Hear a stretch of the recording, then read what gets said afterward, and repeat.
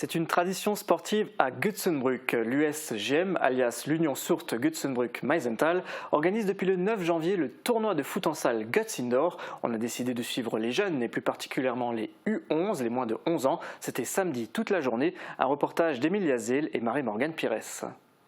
On est champion, L'US Forbach gagnante du Götz Indoor pour la catégorie U11. Le tournoi est de retour cette année après un arrêt durant la crise du Covid. Ce tournoi de futsal en est à sa 18e édition. Un rendez-vous populaire et attendu pendant la trêve hivernale par les footballeurs de toutes catégories. Il faut dire qu'après le Covid, donc on essaie de relancer Götz Indoor.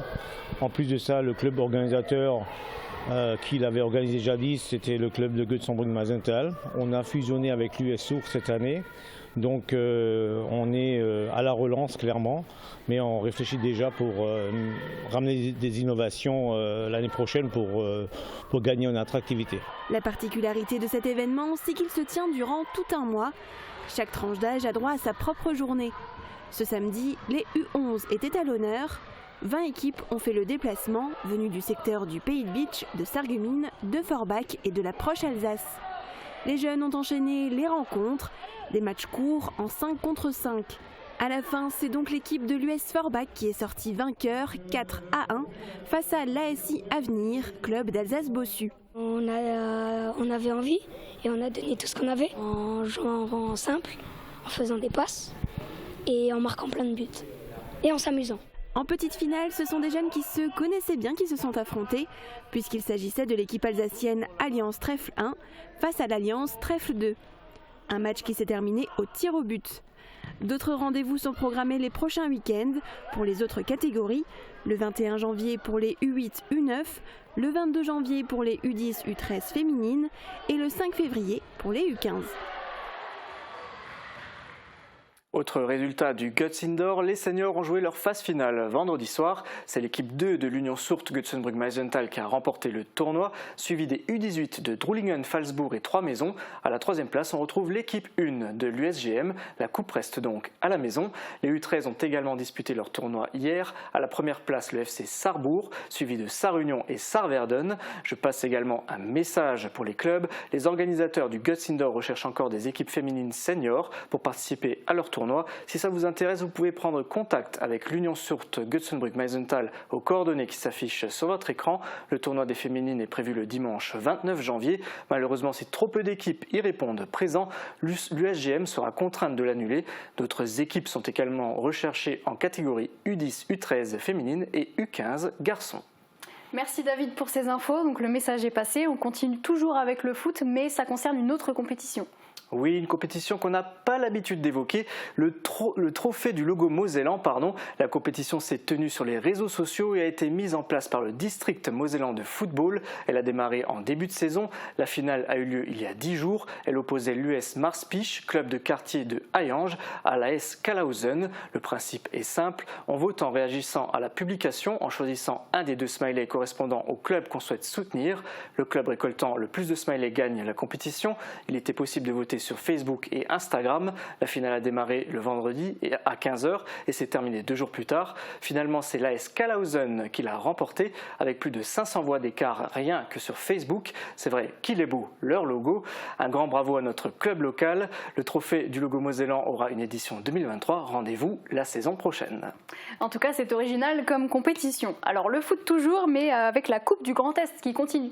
Oui, mercredi dernier a eu lieu le tirage des 32e de finale. C'était à Strasbourg. L'étau se resserre. On regarde les rencontres du groupe C dont fait partie le SFC. Plusieurs clubs du secteur sont encore en lice comme Hombourg, Forbach, Reipertswiller et Sarre-Union. Vous voyez leurs adversaires sur le tableau. Et on peut dire que Sarreguemines a décroché un bon tirage puisque l'équipe locale affrontera Aubert-Moderne à domicile. Une équipe qui évolue en Régional 1 dans le même groupe que les Fayenciers. En championnat, le match aller s'est soldé par un nul, 4-4. Le match retour est prévu le 12 février. Fait intéressant, les 32e de finale de la Coupe du Grand Est seront disputées le week-end du 19 février. Le SFC affrontera donc le même adversaire 2 semaines d'affilée. Si les Sarregueminois se qualifient, ils participeront au 16e de finale prévu le 12 mars. En attendant, le SFC est en préparation et disputera un match amical samedi au stade des Faïenceries face à Raon-l'Étape, équipe de National 3. Pour les intéressés, le coup d'envoi est à 14h30. Un autre amical est prévu le mercredi 25 janvier à 19h30 face à Hambourg qui évolue en Régional 2. A noter également que les U15 du SFC sont qualifiés pour la suite de la Coupe du Grand Est. Ils sont en lice pour les 8e de finale dont le tirage se tiendra ce samedi 21 janvier. Ok, on reviendra dessus donc la semaine prochaine à coup sûr. Après le foot, maintenant, on va parler tennis. Oui Margot, les championnats hiver messieurs ont démarré il y a une dizaine de jours. L'AS Sarreguemines Tennis y participe avec 4 équipes. L'équipe Fagnon évolue en Régional 1 Lorraine. Hier c'était la 2e journée. La SST recevait Vendeuvre à domicile. Retour sur la rencontre dans ce reportage de Morane Grandcola. Après avoir battu Lunéville en première journée de championnat, l'AS Tennis Sarreguemines a accueilli l'équipe de Vendeuvre ce dimanche dans le cadre du championnat de Lorraine hiver. En fait, aujourd'hui, c'est le championnat de Lorraine d'hiver, comme tous les ans. Donc, l'équipe 1 de Sarreguemines joue dans la division la plus haute, en première division. Donc, le championnat se compose de 5 rencontres, le 8 janvier, le 15 janvier, 22 janvier, 29 janvier et 5 février. Et à l'issue de ce championnat, on aura le championnat de Lorraine en titre. Donc, Sarreguemines a gagné en 2021. La particularité de ce championnat est qu'il se tient chaque année en hiver. Chaque rencontre se dispute en 4 matchs, 3 simples et un double, qu'il faut remporter en 2 sets gagnants. Le but, récolter le plus de points possible pour se hisser en tête du classement. Les challengers de cette année sont Hugo Schott, Quentin Marchal et Nicolas Gris. Pas de réel enjeu sportif comparé au championnat été. Selon le score final, les équipes se maintiennent à leur niveau actuel. Pour l'instant, l'AS Tennis Sarreguemines est en tête de la compétition. Rendez-vous dimanche prochain pour la 3e journée du championnat hiver, où les Sarregueminois affronteront l'équipe de Thionville. Les Sarreguemines a remporté la rencontre par le meilleur des scores possibles, 5-0. Bravo à eux. Pour l'instant, les Faïenciers sont en tête du classement avec 2 victoires sur 2 matchs joués. Comme cela a été évoqué dans le reportage, la Régionale 1 est le niveau le plus élevé de cette compétition. La raison est simple, il n'existe pas de championnat de France hiver par équipe. D'autres clubs du secteur participent à la compétition. En Régionale 2, Wousvillers recevait Forbach ce week-end et s'est incliné 3-2. Et en Régionale 4, petit derby du côté de Sarralbe qui accueillait l'équipe 2 de Sarreguemines. Les Faïenciers l'ont également remporté 3-2. A noter que l'équipe féminine de Sarralbe a terminé première de son groupe en Régional 3. Le championnat dames a été disputé en novembre et décembre. Elle monte donc en Régional 2. Ça fait toujours plaisir de voir des équipes féminines qui montent. C'était aussi ce week-end le grand démarrage de l'Open hiver organisé par l'AS Sarreguemines Tennis. Oui Margot, un tournoi qui réunit plus de 150 participants et participantes et qui compte pour le classement des joueurs au niveau national mais pas international. Ce week-end, ce sont les joueurs et joueuses non classés et de 4e série qui ont démarré la compétition. Le tournoi se poursuit cette semaine avec l'entrée en lice des 3e séries. La finale est prévue le premier week-end de février. Et en parlant d'Open hiver, Hugo Schott a remporté celui de Forbach. En finale, il affrontait le favori Boris Fassbender qui s'est incliné 7-6, 2-1. Bien joué Hugo. Oui, bravo Hugo, et c'est tout pour le tennis ? Presque. Un dernier point, après les championnats d'hiver par équipe auront lieu ce d'été. Les rencontres sont déjà programmées pour les championnats de France interclub du dernier week-end d'avril au premier week-end de juin. Cela concerne directement l'AS Sarreguemines Tennis. L'année dernière, l'équipe masculine sarregueminoise a brillé puisqu'elle est montée en National 2. Les filles, elles, se sont maintenues en National 3. Elles disputeront également leur match d'avril à juin sur 5 journées. Du haut niveau qui entraîne beaucoup de déplacements. On espère que les 2 équipes créeront la surprise. En tout cas, on ne manquera pas de suivre leur performance. Et tu parles, David, de montée et de maintien. L'année dernière, l'AS Sarreguemines Tennis de table n'était pas sûr de se maintenir. Alors qu'en est-il finalement ? Bonne nouvelle pour les pongistes sarregueminois, ils se sont maintenus en Régional 1. C'est une particularité du tennis de table. À la mi-saison, les groupes sont refaits. Il est donc possible de changer de division. L'année dernière, les sarregueminois ont terminé avant-dernier de leur poule. Mais comme ils ne faisaient pas partie des 3 ou 4 moins bons avant-derniers de la division, toutes poules confondues, ils ont pu se maintenir en GE1. Ils ne sont tout de même pas passés loin de la relégation. Oui, donc désormais, ils font partie d'un nouveau groupe. Et quand la compétition reprend-elle ? Oui Margot, un nouveau groupe très intéressant puisqu'il partage l'affiche avec Rohrbach-Binin. Lors de la première phase, les deux équipes locales étaient dans des groupes différents. Dans cette nouvelle poule 4, on retrouve aussi l'équipe 2 de Sarrebourg et des clubs alsaciens comme l'équipe 6 de Haguenau-Wissembourg. La compétition reprend ce week-end et surprise, elle démarre tout de suite avec le derby. Samedi, Rohrbach-Binin accueille Sarreguemines. J'ai hâte de voir d'ailleurs ce que ça va donner. En phase aller, Rohrbach-Binin s'en était mieux sorti que Sarreguemines en terminant 4e de sa poule. Mais ça ne veut rien dire. Pour connaître le résultat final, le match devra bien sûr se jouer ce week-end. Effectivement, allez, on dépose nos raquettes et direction le bassin. Oui Margot, une bonne nouvelle pour les nageurs et nageuses. La piscine de Sarralbe rouvre ses portes aujourd'hui après plusieurs semaines de travaux. Si vous cherchez un sport à pratiquer, tester la natation, c'est un sport accessible et sans traumatisme pour le corps. Pour marquer cette réouverture, 2 semaines de promotion sont proposées sur tous les abonnements jusqu'au dimanche 29 janvier. Et pour l'achat d'un abonnement, 2 entrées sont offertes. La piscine de Sarralbe propose différentes activités comme l'aquabike, faire du vélo sous l'eau ou le passe-eau. Des séances pour les enfants qui ont pour but de les familiariser avec le milieu aquatique. Et pour les plus gourmands, la dégustation d'une galette des rois est prévue le dimanche 22 janvier de 8h30 à midi. C'est pas déjà un peu passé l'épiphanie ? Si Margot, mais bon, tous les prétextes sont bons pour manger une galette, t'es pas d'accord? Ouais, si, quand même, je suis d'accord, c'est vrai. On termine par un sport de combat avec le karaté-do Sarralbe.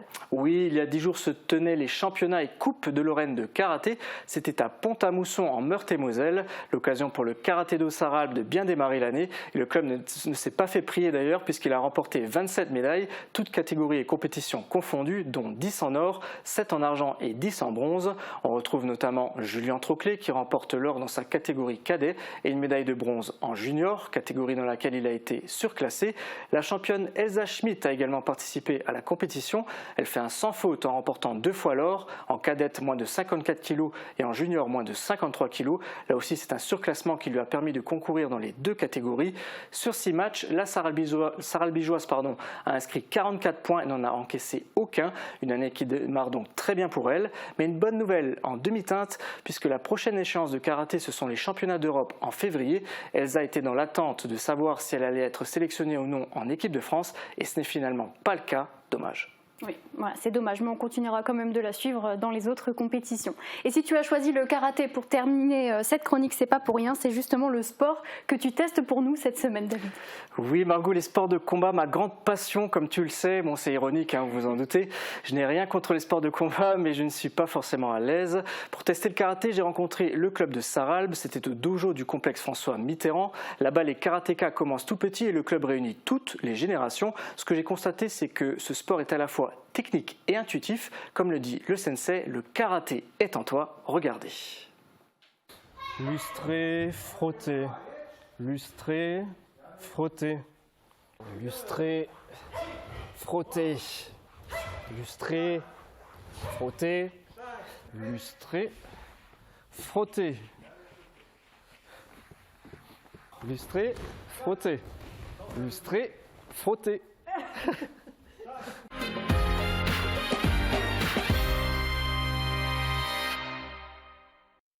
Et nous voici au dojo du complexe culturel et sportif de Sarralbe, un lieu qu'on a déjà découvert lorsqu'on a rencontré le judo club. Aujourd'hui, on va parler du karaté-do avec Marjorie. Marjorie, est-ce que tu peux me présenter le club, s'il te plaît? Oui, alors bienvenue au karaté-do Sarralbe. Nous sommes un club qui a été créé en 1999. On atteint les 100 licenciés cette saison, donc voilà. Là, ce soir, c'est une séance un petit peu particulière, c'est du loisir, c'est ça? Oui, aujourd'hui du loisir, on a fait venir les enfants, les adultes, pour pouvoir se confronter un petit peu à tout niveau.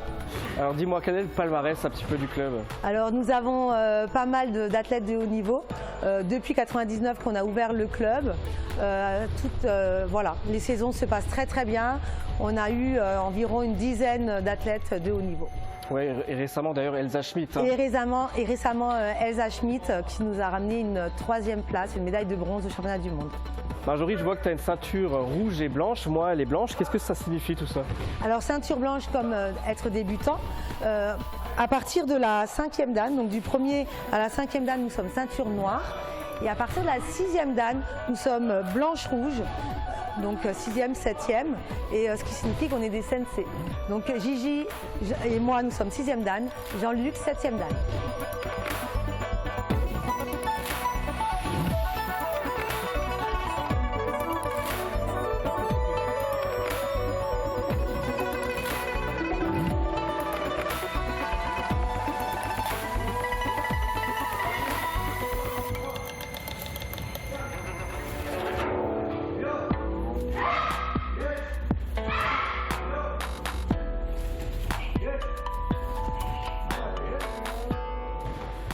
Jean-Luc, Marjorie m'a dit de venir te voir. Tu es le sensei ici dans ce dojo. Est-ce que tu peux m'expliquer par quoi on commence pour apprendre le karaté? Ok, je vais te montrer. Mets-toi en position. Tu vois, toute la puissance vient de la hanche. En karaté, toute la puissance vient de la hanche. D'accord? Ce qui est important, c'est au départ, il faut que tu te mets gauche en avant. Je vais t'attaquer au visage, d'accord? Toi, tu ne sais pas où je vais attaquer. D'accord? Je peux t'attaquer en haut, en bas. C'est à toi de voir comment tu vas réagir. D'accord? Tu vois, là, tu as trouvé le blocage. Ça veut dire Jodan Uke. Après, il faut le perfectionner. Le karaté, il est en toi, ça se voit. Ok, je vais de nouveau t'attaquer. Attention, hein, je peux attaquer n'importe où. Hein. Voilà. Tu vois, là, tu as trouvé le blocage. Godan Barai. Blocage en bas. Hein. Godan en bas, Barai, balayage. Donc chaque prise a un nom en fait. Voilà. Et là, tu vois, naturellement, tu trouves déjà des trucs. Je vais de nouveau t'attaquer. Ok. Tu vois, là, la position là, c'est Ushuike. Ok, c'est un blocage intérieur-extérieur, d'accord? Tu vois, tu l'as déjà en toi. Maintenant, il faut juste le régler, perfectionner. Et puis, avec les années, ok, tu seras au niveau.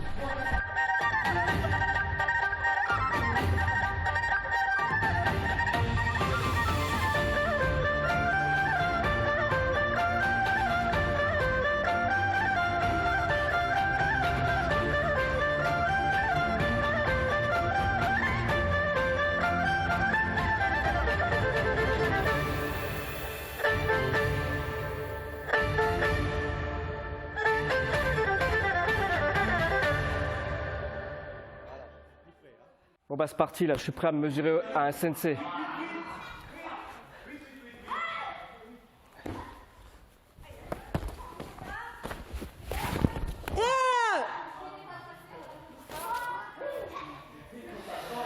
Je crois que j'ai parlé trop vite, hein. Il faut quand même un peu d'entraînement.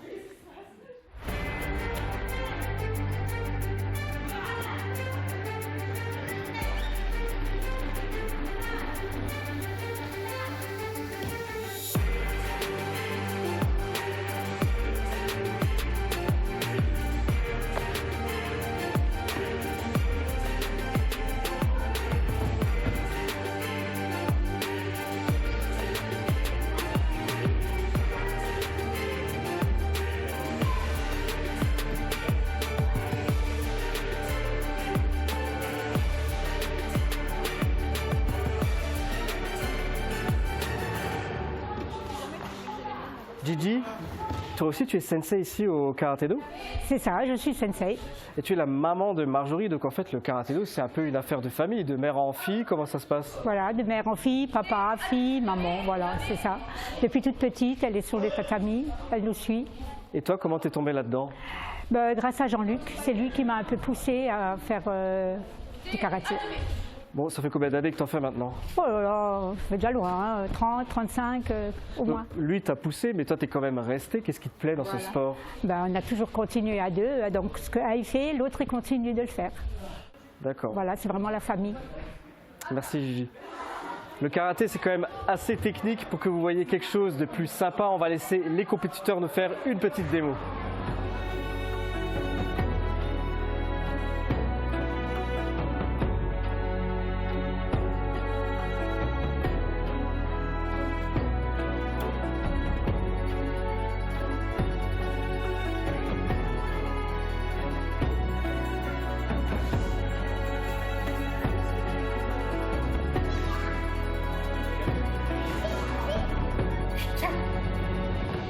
Et voilà une très belle expérience ce soir avec le Karaté-Do Sarralbe, un sport qui allie concentration, maîtrise de soi et hygiène de vie. Si ça vous intéresse, vous pouvez venir ici tous les jours de la semaine, sauf les mardis et vendredis. Merci encore de nous avoir suivis et je vous dis à la semaine prochaine. Ciao!